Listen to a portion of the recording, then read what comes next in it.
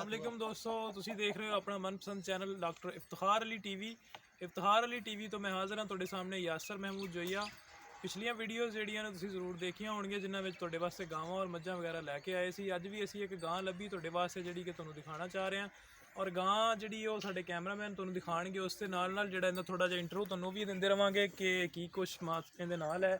ਇਹਦਾ ਬੱਚਾ ਹੈ ਜੀ, ਸੂਈ ਹੋਈ ਨੂੰ ਤਕਰੀਬਨ 2 ਦਿਨ ਕਹਿ ਰਹੇ ਨੇ। ਬਾਕੀ ਇਨਫੋਰਮੇਸ਼ਨ ਡਿਟੇਲ ਨਾਲ ਆਪਾਂ ਜਿਹੜੀ ਹੈ ਉਹ ਮਾਲਕ ਕੋਲੋਂ ਵੀ ਲੈ ਲਵਾਂਗੇ, ਤੇ ਜੋ ਮੈਨੂੰ ਪਤਾ ਹੈ ਉਹ ਮੈਂ ਤੁਹਾਨੂੰ ਦੱਸਦਾ ਰਹਿਣਾ। ਇਹ ਕੈਮਰਾਮੈਨ ਤੁਹਾਨੂੰ ਥਣ ਦਿਖਾ ਰਹੇ ਨੇ, ਇਹਦੇ ਹਵਾਨਾ ਜੋ ਵੀ ਸਾਰੇ ਮਾਮਲਾਤ ਬਿਲਕੁਲ ਤੁਹਾਡੇ ਸਾਹਮਣੇ ਨੇ।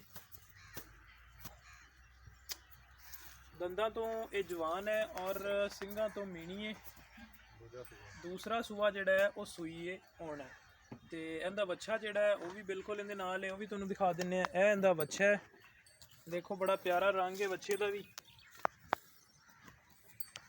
दूसरा सुबह सूई हुई है और तकरीबन इनू 2 ही दिन होए ने सूई नू।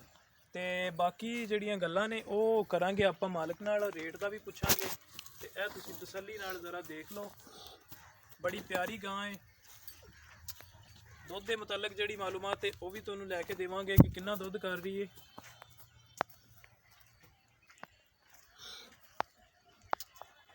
आ जाओ जी। ਇਹਨੂੰ ਕਿੰਨਾ ਕਰਸਾ ਹੋ ਗਿਆ ਤੁਸੀਂ ਸੂਈ ਨੂੰ?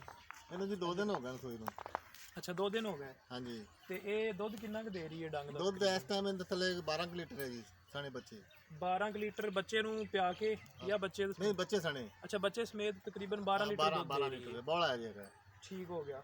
ਤੇ ਇਹ ਕੀ ਤੁਸੀਂ ਇਹਦਾ ਰੇਟ ਕੀ ਕਰ ਰਹੇ ਹੋ? ਇਹ ਰੇਟ ਤਾਂ ਦਾ ਅਸੀਂ ਕਰਨੇ ਆ 1.5 ਲੱਖ।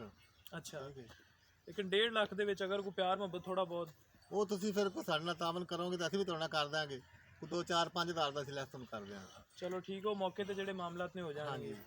ਤੇ ਇਹਨੂੰ 2 ਦਿਨ ਹੋ ਗਏ ਸੂਈ ਨੂੰ। 10 ਤੋਂ 12 ਲੀਟਰ ਤਕਰੀਬਨ ਦੁੱਧ ਜਿਹੜਾ ਉਹ ਦੇ ਰਹੀ ਹੈ ਬੱਚੇ ਦੇ ਸਮੇਤ। ਬੱਚੇ ਨੂੰ ਪਿਆ ਕੇ 10 ਤੋਂ 12 ਲੀਟਰ ਜਿਹੜਾ ਉਹ ਦੁੱਧ ਹੈ ਇਹਦੇ ਥੱਲੇ। ਔਰ 1.5 ਲੱਖ ਰੁਪਇਆ ਜਿਹੜਾ ਇਹਦਾ ਉਹ ਮੁੱਲ ਕਰ ਰਹੇ ਨੇ। ਤੁਸੀਂ ਸਾਡੇ ਨਾਲ ਕੰਟੈਕਟ ਕਰ ਲੈਣਾ। ਕੰਟੈਕਟ ਕਰਕੇ ਗਾਂ ਜਿਹੜੀ ਬਿਲਕੁਲ ਤੁਹਾਡੇ ਸਾਹਮਣੇ, ਕਿਸੇ ਕਿਸਮ ਦਾ ਵੀ ਕੋਈ ਮਸਲਾ ਇਸ਼ੂ ਨਹੀਂ ਹੋਏਗਾ। ਔਰ ਜਿਹੜਾ ਨੰਬਰ ਰਾਬਤਾ ਨੰਬਰ ਡਾਕਟਰ ਸਾਹਿਬ ਦਾ 0318 065 8391, ਇਸ ਨੰਬਰ ਤੇ ਤੁਸੀਂ WhatsApp ਵੀ ਹੈ ਔਰ ਕਾਲ ਵੀ ਕਰ ਸਕਦੇ ਹੋ। ਕਾਲ ਕਰਕੇ ਡਾਕਟਰ ਸਾਹਿਬ ਕੋਲੋਂ ਪੁੱਛ ਸਕਦੇ ਹੋ। ਇਹਦੇ ਮੁਤਾਲਕ ਜੋ ਵੀ ਡਿਟੇਲਸ ਹੈ ਮਾਲਕ ਨੂੰ ਜਿਹੜਾ ਉਹ ਸਾਡੇ ਨਾਲ ਉਹਨੇ ਤੁਹਾਨੂੰ ਗੱਲ ਕਰਵਾ ਦਿੱਤੀ ਹੈ। ਔਰ ਬਾਕੀ ਜਿਹੜਾ ਉਹ ਦੁਬਾਰਾ ਤਸੱਲੀ ਨਾਲ ਵੀ ਤੁਸੀਂ ਦੇਖ ਸਕਦੇ ਹੋ। हाँ हाँ वेलकम। ठीक है।